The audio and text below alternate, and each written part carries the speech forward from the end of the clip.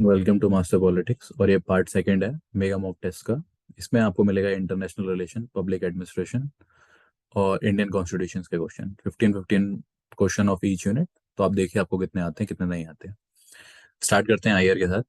पहला क्वेश्चन है, three element of national interest according to George और कोहान। जॉर्ज और कोहान ने कुछ नेशनल इंटरेस्ट के एलिमेंट दिए हैं, जो तीन है उनमें से कौन सा नहीं बताना है आपको। पहला है फिजिकल सर्वाइवल, दूसरा है लिबर्टी, तीसरा है इकोनॉमिक सब्सिस्टेंस और चौथा है सिक्योरिटी। सोच लीजिए आप इसका क्या आंसर होगा। जॉर्ज और कोहान ने तीन एलिमेंट्स दिए हैं नेशनल इंटरेस्ट के। तो right answer is he do not take consider security. उसने सिक्योरिटी को कंसीडर नहीं किया है, बाकी सबको उसने कंसीडर किया है। ठीक है, सिक्योरिटी को वो कंसीडर नहीं करता। बाकी फिजिकल सर्वाइवल को मानता है, वो लिबर्टी को मानता है और इकोनॉमिक सब्सिस्टेंस। दूसरा क्वेश्चन है, who define balance of power as a definite balance और stability in IR. Balance of power को इस तरीके से डिफाइन किया है, डेफिनेट बैलेंस और स्टेबिलिटी, स्थिरता इंटरनेशनल रिलेशनशिप में। मॉर्गेंथ्यू, श्वेजनबर्ग, जे एन स्पाइकमैन या वी एन राइट। किसने बोला है ये? हमारे मॉर्गेंथ्यू साहब ने बोला जो रियलिस्ट है, जॉर्ज श्वेजनबर्ग ने बोला है, जे एन स्पाइकमैन ने बोला है या वी एन राइट ने बोला है। Balance of power is definite balance और स्टेबिलिटी इन आईआर। तो राइट आंसर इज जॉर्ज श्वेजनबर्ग। श्वेजनबर्ग साहब ने इसको बोला है, इसे डेफिनेट स्टेबिलिटी। अब थर्ड क्वेश्चन है कि इंडिया ने इजराइल के साथ डिप्लोमेटिक रिलेशन कब स्टेब्लिश किए, किस साल में स्टेब्लिश किए? 1991, 1992, 1994 या 1997। इजराइल के साथ। इसराइल के साथ हमारी हिस्ट्री को जैसी रही है, हमने काफी बार इसे अवॉइड किया क्योंकि हमारे पैलेस्तीन का जो स्टैंड रहा है, हम पैलेस्तीन को सपोर्ट करते थे, तो हमारी डिप्लोमेसी में इसराइल को काफी हद तक हमने उसको काफी वो रखा है। तो इंडिया ने डिप्लोमेटिक रिलेशन 1992 में स्टेब्लिश किए हैं विद इसराइल। अब देखो, सबको पता है फ्रेंडशिप ट्रीटीज के बारे में पूछा जाता है सबको। सोवियत यूनियन की 1971 की फ्रेंडशिप ट्रीटी पता होगी। तो श्रीलंका के साथ फ्रेंडशिप ट्रीटी हमने कब करी, किस साल में करी? इज इट 1987, इज इट 1991, 1994 या 1983? श्रीलंका के साथ हमारी फ्रेंडशिप ट्रीटी किस साल साइन हुई है? तो करेक्ट ऑप्शन है 1987। 1987 में हमने श्रीलंका के साथ अपनी फ्रेंडशिप ट्रीटी साइन करी है। अब ये कुछ जगह के नाम है, दिसांग एंड चुनार। ये डिस्प्यूटेड एरिया है किसके बीच में? इंडिया और नेपाल, इंडिया और भूटान, इंडिया और चाइना या इंडिया और म्यांमार। हर बार यूजीसी नेट वगैरह एक डिस्प्यूटेड एरिया के बारे में पूछता पूछता है, तो आपको कौन सा लगता है कि इनमें से कौन सा एरिया डिस्प्यूटेड एरिया है? वो आप बता सकते हैं। नेपाल, भूटान, चाइना और म्यांमार। सांग और चुनार जो एरिया है वो इंडिया और चाइना के बीच में एक डिस्प्यूटेड टेरिटरी है, खासकर लद्दाख एरिया के अंदर। आप इसको जान लीजिए। होपफुली क्वेश्चन अच्छे हैं। अब देखो, एशियन जब बना था तो पांच जो मेंबर्स थे वो इनिशियल मेंबर्स थे। मैं काफी बार पहले भी बता चुका हूँ, जब मैंने अपनी एक वीडियो डाल रखी है फॉरेन पॉलिसी वाली, तो उसमें बता चुका हूँ। तो कौन सा इनमें से नहीं है, which is not the five member? Indonesia, Cambodia, Malaysia या फिलीपींस। कौन सा नहीं बताना है आपको? लास्ट मेंबर है कंबोडिया, जो 1999 में जुड़ा है एशियन के साथ। तो ये नहीं है। तो एशियन के बारे में थोड़ा सा जान लेते हैं। एशियन 1967 में फॉर्म होता है और ये आज की डेट में 10 मेंबर की कम्युनिटी है, जो साउथ ईस्ट एशिया के मेंबर्स हैं। इसके अंदर इनिशियली पहले 5 मेंबर थे। मेरा तरीका ऐसे है, important ST, Indonesia, Malaysia, Philippines, Singapore और थाईलैंड, ये 5 मेंबर्स थे जिनको सुपर फाइव भी कहा जाता है। एशियन, और एशियन का एक अपना एक फ्लैग भी है। उस फ्लैग का भी क्वेश्चन पूछ लिया जाता है कि उस फ्लैग में 10 जो हैं राइस के स्टॉक्स हैं, मतलब राइस के जो पौधा होता है उसके जो स्टॉक्स होते हैं उसमें राइस के स्टॉक्स हैं एशियन के में। क्या इंडिया एशियन का मेंबर है? जी नहीं, एशियन का मेंबर नहीं है। ना चाइना है। We are the observer member of ASEAN. 1967 में बना था। इंडोनेशिया में इसका सेक्रेटेरिएट है जकार्ता में। ये आप थोड़ी चीजें जान सकते हैं। Cold war as a suspended death sentence, ये काफी अच्छा क्वेश्चन है कि किसने कोल्ड वॉर को बोला सस्पेंडेड डेथ सेंटेंस, आगे आने वाले टाइम का एक डेथ सेंटेंस लिख दिया गया है जो कभी भी हो सकता है। क्या ये लॉर्ड ब्राइस ने बोला, लिपमैन ने बोला, नेहरू साहब ने बोला या औरोबिंदो घोष ने बोला? सोच लीजिए।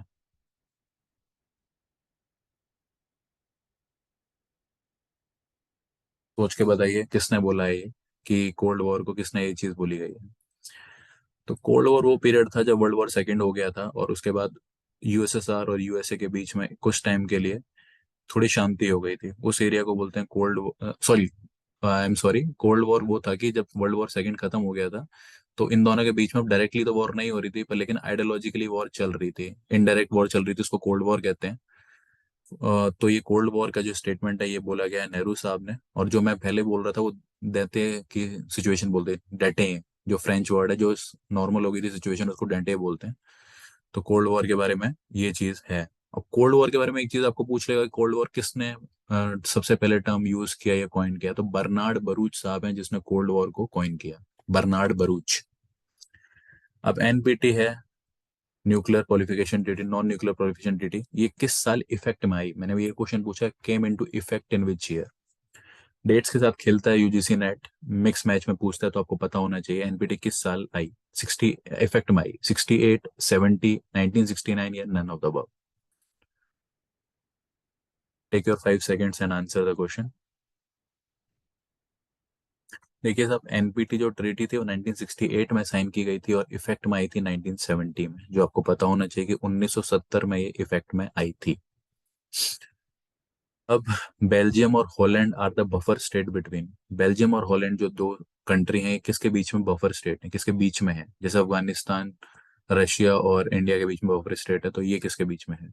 नेपाल और भूटान इंडिया और चाइना के बीच में बफर स्टेट है, तो ऐसे बेल्जियम और हॉलैंड किसके बीच में, फ्रांस और जर्मनी, जर्मनी और इंग्लैंड, फ्रांस और स्पेन, और लास्ट ऑप्शन है स्पेन एंड डेनमार्क। चलिए आप लास्ट भूल जाइए, पहले तीन में से बताइए क्या आंसर है। France Germany, Germany England, France Spain, Belgium and Holland. तो करेक्ट आंसर इज फ्रांस और जर्मनी। ये सेकेंड वर्ल्ड वॉर में काफी इंपॉर्टेंट बफर स्टेट थे, जिन्होंने अलाइज को बहुत ज्यादा हेल्प करी थी, तो इसलिए क्वेश्चन पूछ लिया था। Warsaw pact ended in which year, 1990, 1991, 1992 या नेवर एंडेड। तो मैं थोड़ा सा एक बैकग्राउंड बता देता हूँ। जब नेटो बना था 49 में, जब कैपिटलिस्ट स्टेट्स ने बनाया था अपना एक, जो यूएसएस का लीडर था, तो उसकी अवज में यूएसएसआर ने वॉर्सो पैक्ट 1955 में बनाया था, जिसने उसने सोशलिस्ट स्टेट्स को भर्ती किया था कि जो भी सोशलिस्ट स्टेट हैं वो सारी एक साथ आ जाएंगी। तो अब ये पूछ रहा है कि वॉर्सो पैक्ट खत्म हुआ तो किस साल में हुआ या नहीं हुआ, ये आपको बताना है। ऑप्शन इस हिसाब से हैं। तो हुआ ये था कि जब यूएसएसआर का विघटन हो जाता है, एंड हो जाता है यूएसएसआर, और रशिया क्रिएट हो जाता है, सोवियत रशिया, तो 1991 में ये एंड हो जाता है वॉर्सो पैक्ट।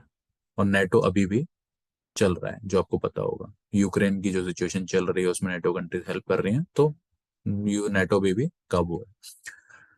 फिर ब्रेंट कमीशन के बारे में दिया गया। ब्रेंट कमीशन के हेड थे विल ब्रेंट, और ये किस स्टेट से बिलोंग करते हैं। तो Brent commission international development community के लिए बनाया गया था, डेवलपमेंट का एक कमीशन था। तो किस कमीशन, किस कंट्री से विल ब्रेंट ताल्लुक रखते हैं, यूएसए से, इंग्लैंड से, मैक्सिको से या जर्मनी से, ये बताना है आपको। डायरेक्ट क्वेश्चन नहीं है, थोड़े से डिफिकल्ट क्वेश्चन भी है, पर लेकिन अगर आप इसको ट्राई करेंगे, मैं बता रहा हूँ, अगर 15 क्वेश्चन है इसमें से आप अगर 10 या 8, 8 से ऊपर आपका स्कोर है तो काफी अच्छा स्कोर है, ठीक है, आपका नेट आराम से निकलेगा। तो ये सब विल ब्रेंट साहब थे, विल ब्रेंट साहब थे जर्मनी से थे, खासकर वेस्ट जर्मनी से थे। तो इनको बनाया गया था लीडर इस कमीशन का। अब साउथ साउथ कॉरपोरेशन डे किस दिन मनाया जाता है। तो साउथ साउथ कॉरपोरेशन है क्या भाई, देखो, अब कहा जाता था कि एक थ्योरी है कि भाई जो वर्ल्ड दो पार्ट में डिवाइड है, नॉर्थ वाली कंट्रीज डेवलप्ड कंट्रीज हैं और साउथ वाली कंट्रीज हैं अंडर डेवलप्ड कंट्रीज हैं, थर्ड वर्ल्ड कंट्रीज हैं, सेकंड वर्ल्ड कंट्रीज हैं। कुछ एक्सेप्शंस हैं जैसे जापान वगैरह हैं, तो उसको नहीं मानते। तो अब क्या हुआ, साउथ साउथ कंट्रीज ने कहा, क्या कहा कि हम भाई अपना खुद का एक कॉरपोरेशन बनाते हैं, हम खुद एक दूसरे को सपोर्ट करेंगे, इकोनॉमिकली, ट्रेड में, कल्चरली, हर चीज से सपोर्ट करेंगे, इम्पीरियलिज्म के खिलाफ आवाज उठाएंगे। साउथ साउथ कॉरपोरेशन बनाई गई ताकि वेस्टर्न कंट्रीज का डोमिनेशन को कम किया जा सके। तो ऐसे ही एक दिन को वो साउथ साउथ कॉरपोरेशन डे मनाते हैं। तो कौन सा दिन। होपफुली आपने आंसर चूज कर लिया होगा, तो आंसर है 12 सितंबर को साउथ साउथ कॉपरेशन डे मनाया जाता है। नहीं पता तो प्लीज जान लीजिए, नोट कर लीजिए, आपको आगे काम आएगा। पहला ह्यूमन राइट कॉन्फ्रेंस कहाँ हुआ। First human right conference held in 1968 Tehran, Egypt 1970, USA 1966, 1982 Colombia. First human right conference कहाँ हुआ और किस ईयर में हुआ। दो क्वेश्चन बनते हैं, कोई भी पूछ लेगा आपको। तो right answer is 1968 Tehran. Iran Tehran में यहाँ पे होता है। अब इसके नीचे क्वेश्चन है कि यूएन डिसआर्ममेंट ईयर किस डिकेड किस कब मनाया जाता है।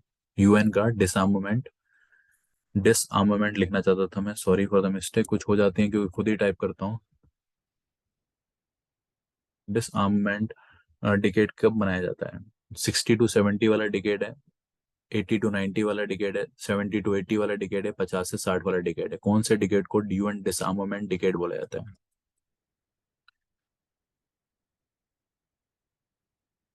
सोचिए, किसको बोला जाता है?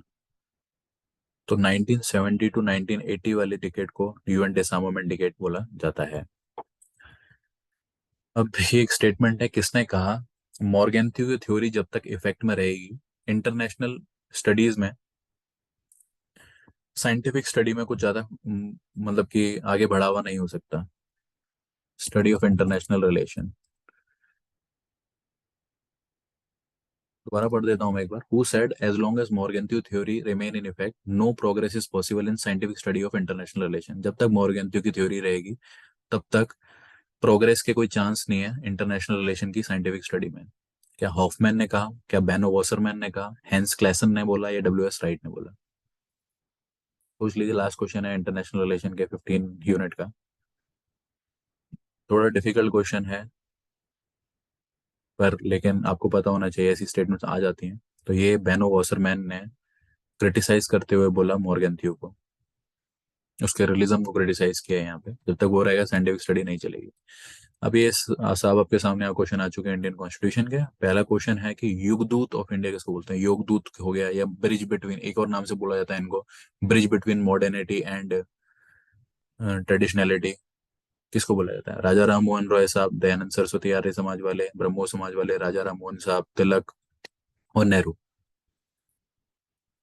तो ये राजा राम मोहन रॉय साहब को बोला जाता है योगदूत, bridge between the traditionalism and modernity. पहले बंदे थे, एक और चीज इनके बारे में, इन्होंने ही the first person to start campaign against violence on the press. Press की जो आवाज को दबाया जाता था उसके खिलाफ भी पहला प्रचार इन्हीं ने किया था। फर्स्ट मॉडर्न इंडियन भी इन्हीं को बोला जाता है। तो ऐसे इनको डेफिनेशंस दी हुई हैं, ऐसे इनको काफी सारी वो दी हुई हैं। तो सेकंड क्वेश्चन इस तरीके से है कि who is known to have a voice of silver? चांदी की वाणी हिंदी में बोलते हैं, वॉइस ऑफ सिल्वर किसको बोला जाता था? दादा भाई Naoroji, Gopal Krishna Gokhale, Rana day, Madan Mohan Malviya. Actually Lord Curzon जो थे वो गोपाल कृष्ण गोखले से बहुत प्रभावित थे। Gopal Krishna Gokhale was a good orator, excellent orator, तो इसीलिए उन्होंने उनको बोला गया था तुम्हारी भाई जो आवाज है वो चांदी जितनी है। तो Gopal Krishna Gokhale is known to have a voice of silver. ठीक है।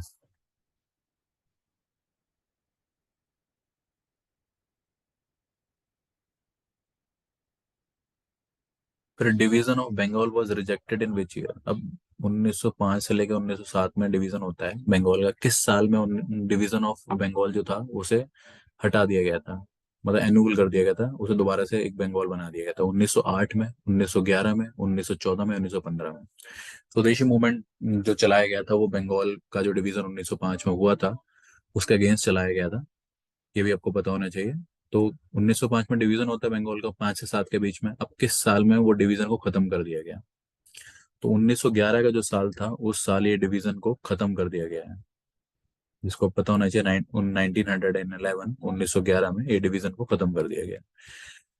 When non corporation act was withdrawn, जब नॉन कॉरपोरेशन 1920 का एक्ट जो था, असहयोग आंदोलन हिंदी में बोलते हैं, उसे जब वापस ले लिया गया था चोरा चोरी कांड के बाद, तो उसे किसने नेशनल कैलेमिटी कहा था कि ये तो राष्ट्रीय आपदा है? नेशनल कैलेमिटी किसने कहा था? नेहरू, बोस, सी आर दास, या Mohammad Ali? Non cooperation movement चलाया गया था इंडियन फ्रीडम स्ट्रगल के दौरान 1920 में।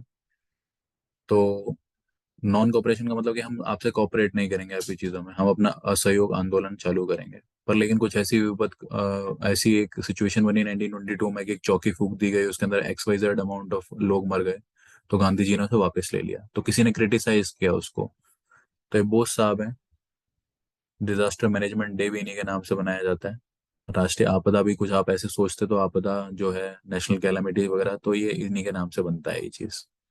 थोड़ा सा अगर आप दिमाग लगाएंगे तो ये बन जाएगा। वैसे अब मुझे पता है आप लोगों को पता होगा। अब गांधी ने कितनी तरीके की वायलेंस बताई है? How many type of violence?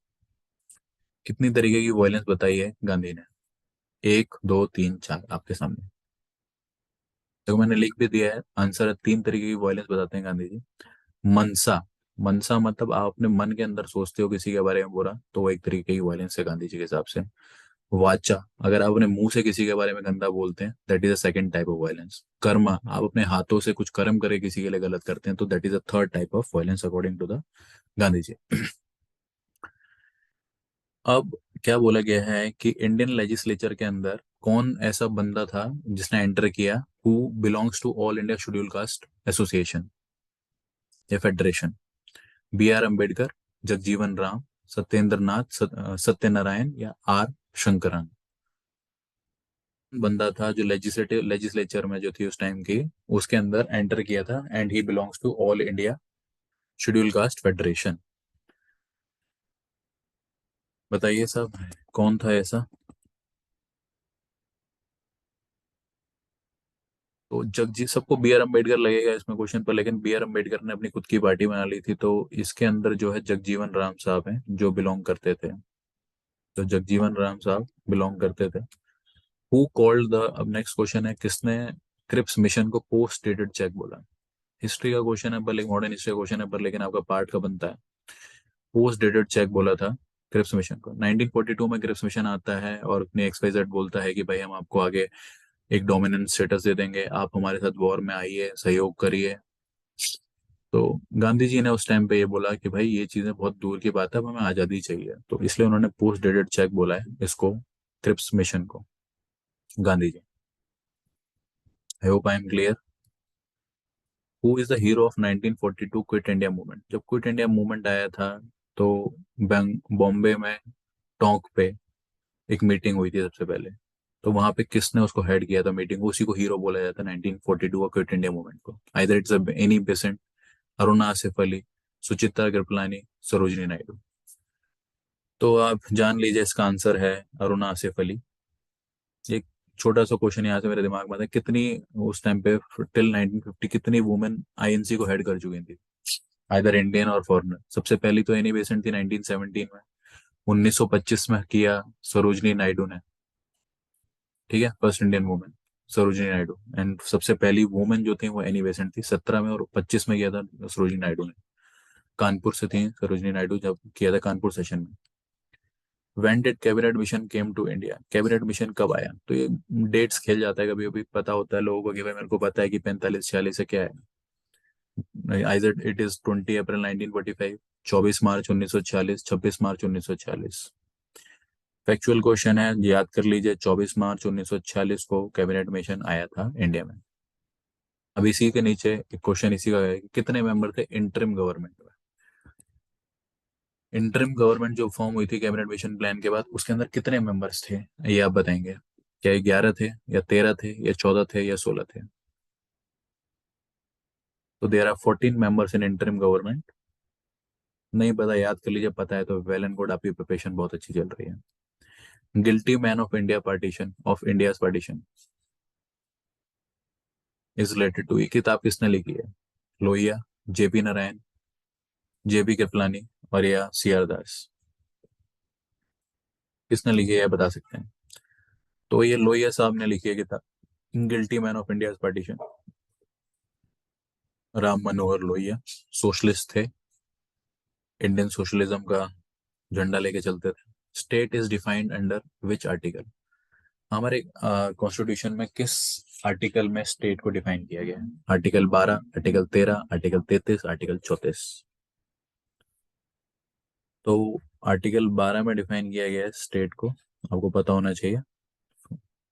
State is defined under article 12। Supreme court got power of judicial review? Judicial review की जो पावर है सुप्रीम कोर्ट की, किस आर्टिकल में मेंशन्ड है? Is it article 12, 351, 356, article 12, 151, 156, 13, 251, 254, 21, 24, 25? ये आपके सामने ऑप्शन है। एक छोटा सा हिंट है, ये इसी हिंट क्या मतलब आपको पता होना चाहिए थोड़ी चीजें। तो आर्टिकल 13 में जुडिशियल रिव्यू की पावर मेंशन है, बाकी 251 251 54 नहीं पता होता तो तब भी चल जाता है। 13 जुडिशियल रिव्यू है, 12 स्टेट है, ये दो चीजें आप याद रखिए, काफी बार पूछे जाते हैं। 12 में स्टेट को डिफाइन किया गया, 13 में जुडिशियल रिव्यू है। 13 के साथ 251 और 254 भी याद रखिएगा। Which article is related to international relation. DPSP का एक आर्टिकल है जो इंटरनेशनल रिलेशन से रिलेटेड है, वो आपको बताना है। क्या ये 48 है, 49 है, 50 है या 51 है। उसने इंटरनेशनल रिलेशन के बारे में बताया कि मैं अपने नेबर के साथ कोऑर्डिनल रिलेशन मेंटेन करने चाहिए, सुटेबल रिलेशंस मेंटेन करने चाहिए, तो इस तरीके से बताया। तो ये जो है, ये आर्टिकल 51 है। आर्टिकल 51 के अंदर हमारे इंटरनेशनल रिलेशंस मेंटेन किए गए हैं। ये डीपीएसपी का पार्ट है, आप जान सकते हैं। Directive principle of state policy. आप कमेंट में बता सकते हैं मेरे को डीपीएसपी किस आपने कहाँ से लिए हैं, ठीक है। ये आप मेरे को कमेंट करके बता सकते हैं, आपकी इच्छा हो तो sir. President is bound by the advice of council of minister. ये किस आर्टिकल में लिखा है कि भाई प्रेसिडेंट जो है वो बाउंड होगा advice of council of minister, किस आर्टिकल में मेंशन्ड है? Article 74, article 76, article 78 and article 80। Take your time और जान लीजिए आप, मतलब बता दीजिए मुझे आंसर क्या है इसका।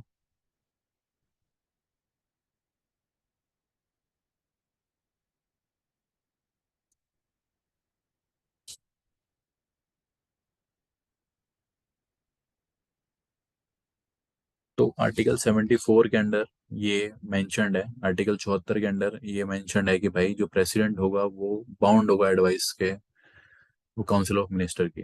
जब वो दूसरी बार रिकंसिडरेशन के बाद तो बाउंड होता ही है। अभी किस कौन से अमेंडमेंट, अगर आपको ये घुमा के पूछना चाहे किस अमेंडमेंट के थ्रू ये किया गया, ये 44th कॉन्स्टिट्यूशनल अमेंडमेंट के थ्रू किया गया, ये आपको पता होना चाहिए चीज। आर्टिकल 74 में और 74 में कॉन्स्टिट्यूशनल अमेंडमेंट है। अब ये नेक्स्ट सेक्शन आ गया आपका पब्लिक एडमिनिस्ट्रेशन का। अब ये है कि 3 type of communication according to Stephen P Robinson. Stephen P Robinson ने 3 तरीके की कम्युनिकेशन दी है, कौन सी नहीं है? टेक्निकल, बॉडीली, इंडिविजुअल या स्पीच। 3 तरीके की कौन सी नहीं है? टेक्निकल, बॉडीली, इंडिविजुअल या स्पीच। तो सब रॉबिन्सन ने जो दी हैं उसके अंदर टेक्निकल कुछ पार्ट नहीं बनता, उनके अकॉर्डिंग बॉडीली होता है, इंडिविजुअल कम्युनिकेशन होती है और स्पीच से कम्युनिकेशन होती है।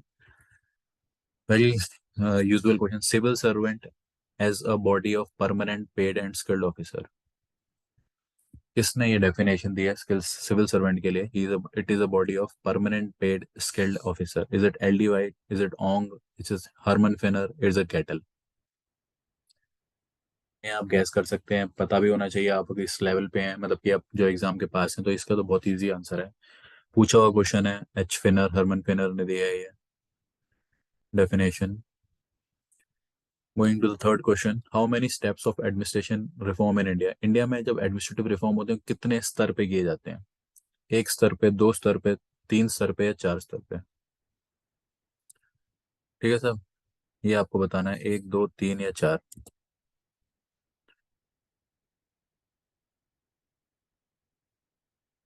इधर आप 3 कर लीजिए, 3 या 4। तो 3 स्तर पे किए जाते हैं एडमिनिस्ट्रेटिव रिफॉर्म। सबसे पहले सेंटर पे, फिर स्टेट पे और फिर उसके बाद किया जाता है आपका सबसे लोअर लेवल पे, आपके पंचायत राज और म्यूनिसपैलिटीज पे किया जाता है। अब ये नेक्स्ट क्वेश्चन है, bureaucracy is coined bye. Bureaucracy जो शब्द है ये फ्रेंच वर्ड है जिसका एक्चुअल मीनिंग होता है एक मेज, टेबल, पढ़ने की टेबल, या लॉग ऑफ वुड्स। दोनों चीजें आती हैं, लॉग ऑफ वुड्स भी पूछ सकता है कल को आपको, एक टेबल भी पूछ सकता है। ये किसने कॉइन किया? D Gorny, Lockman, H L Hurts, John Hurts. तो डी गॉर्नी साहब ने ये किया है। फ्रेंच ओरिजिन वर्ड है, ये भी याद रखिए। इसका मतलब क्या होता है? एक पढ़ने की मेज या फिर लॉग ऑफ वुड, ब्यूरोक्रेसी का मतलब। विच theory illuminates the multi dimensional fact of leadership. कौन सी थ्योरी बताती है multi dimensional fact of leadership? क्या ये बिहेवियरल थ्योरी बताती है, या सिचुएशनल थ्योरी बताती है, या ट्रेड थ्योरी बताती है? None. Multi dimensional effect of fact of leadership कौन बताती है? सिचुएशनल थ्योरी बताती है multi dimensional fact of leadership. Formula and staff are characteristics of power relationship, not department. जो फॉर्मूला और स्टाफ होते हैं वो करेक्टरिस्टिक्स हैं, वो करेक्टरिस्टिक्स हैं किसके, पावर रिलेशनशिप के, ना कि किसी और चीज के। करेक्टरिस्टिक्स हैं पावर रिलेशनशिप के, ना कि डिपार्टमेंट के। ऑलिवर शेल्डन ने ये डेफिनेशन दी है, एल डी वाइट ने दी है, कुंज एंड डैनियल ने दी है, या फ्रैंक मरीनी ने दी है। Formula and staff are characteristic of power relationship and not department. तो ये डेफिनेशन दी है कुंज एंड डैनियल ने। Next question is principle of exception किसने दिया है? कि भाई हर चीज में, कि भाई सब कुछ चीज ऐसी होती है पर लेकिन कुछ एक्सेप्शन होते हैं। जैसे मैंने अभी बोला साउथ साउथ कोऑपरेशन में नीचे ज्यादातर थर्ड वर्ल्ड कंट्रीज आती है, बट जापान एक्सेप्शन है। Koreans are exceptions, Japan exception है नीचे। तो ये दी है क्या, डेलर ने दी है, या गैलब्रिथ ने दी है, एल्टन मायो ने दी है, या एमपी फॉलेट ने दी है? एमपी फॉलेट को बोला जाता है मदर ऑफ पब्लिक एडमिनिस्ट्रेशन बोला जाता है। पीटर ड्रकर ने इनको मदर बोला था, एमपी फॉलेट को, ये भी आप जान सकते हैं। तो ये जो डेफिनेशन दी एक्सेप्शन और प्रिंसिपल एक्सेप्शन, ये टेलर साहब ने दिया है। अब प्रमोशन जो शब्द है ये लैटिन वर्ड है, ये कहाँ से, किस शब्द से लिया गया है? क्या ये प्रमोवर्स से लिया गया है, ये प्रमोटा से लिया गया है, क्या ये प्रोमोगिना से लिया गया है, या प्रॉम्प्ट से लिया गया है? प्रमोशन, प्रॉम्प्ट, प्रोमोगिना, प्रमोटा, या प्रोमोवर्स।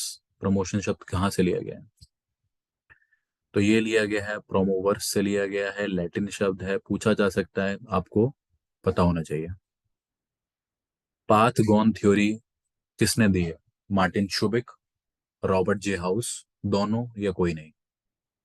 पाथ गॉन थ्योरी, तो ये दोनों ने दी है, मार्टिन शुबिक ने भी दी है और रॉबर्ट जे हाउस ने भी दी है।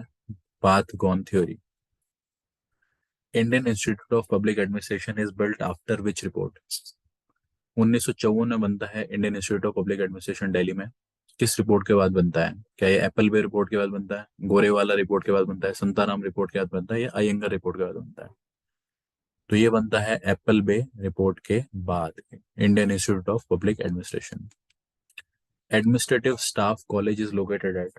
एडमिनिस्ट्रेशन स्टाफ कॉलेज एकमात्र कॉलेज है जो सबसे पहले बना, वो कहाँ बना है? मुंबई में, देहरादून में, मसूरी में, या हैदराबाद में? तो ये बना है हैदराबाद में। इंडियन पुलिस एकेडमी भी हैदराबाद में। आईएएस का जो है वो मसूरी में है, जो लाल बहादुर शास्त्री नेशनल एकेडमी है। सेकंड एआरसी जो रिपोर्ट थी, उसके अंदर जो चौथी रिपोर्ट है उसका क्या टाइटल है? ये पूछा जाता है। राइट टू इंफॉर्मेशन है, मैनेजमेंट है, इथिकल गवर्नेंस है, या पब्लिक चार्टर है? सेकंड सेकंड एआरसी रिपोर्ट जो है उसका टाइटल क्या है? Take your time. Right to information, management, ethical, क्या है इसका इसका जो वो है, वो आप मेरे को बताएंगे।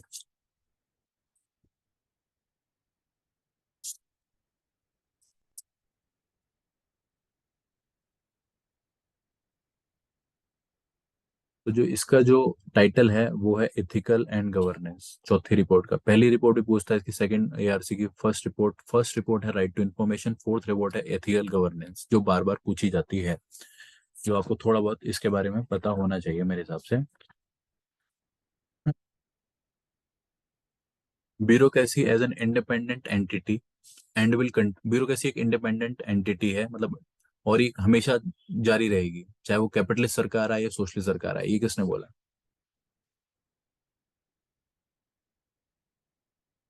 Max Weber, Ramsay Muir, Lord Hewart, या साइमन? किसने बोला है ये बताएंगे आप?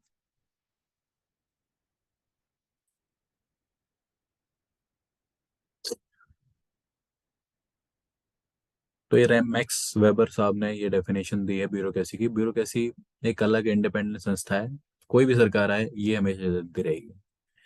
अब bureaucracy as a vault as a value of parliament किसने बोला है? Parliamentary form of government, value of parliament, bureaucracy as a value of parliament किसने बोला है? Herbert Morrison, Herbert Finer, Max Weber, या लॉर्ड हेवर्ड? तो ये बोला गया है हर्बर्ट मॉरिसन द्वारा। ये वो क्वेश्चन है यार जो बार बार रिपीट होते हैं, आपको इनका आंसर पता होना चाहिए। अब ये है when work of administration do not increase its size increase. जब एडमिनिस्ट्रेशन का काम नहीं बढ़ता है तो इसका साइज बढ़ जाता है। ये कौन सी लॉ कहती है, किसने प्रपोज किया? Parkinson, Jennings? पार्किंसन ने किया, जेनिंग्स ने किया, हिलट ने किया, या स्मिथ ने किया? तो पार्किंसन लॉ कहती है कि भाई अगर एडमिनिस्ट्रेशन के पास काम नहीं है पर लेकिन इसका साइज हमेशा बढ़ता रहता है, लोगों की जरूरत पूरी करने के लिए इसके अंदर सीटें बढ़ती रहती हैं, तो ये पार्किंसन लॉ है। होपफुली आपको ये पसंद आए होंगे। मैंने 45 क्वेश्चन किए हैं, 15 क्वेश्चन पर सेक्शन के हिसाब से। आपको इसकी पीडीएफ आज मिल जाएगी। Thank you very much for listening to it. Hopefully आपको पसंद आया होगा। मिलते हैं नेक्स्ट वीडियो में।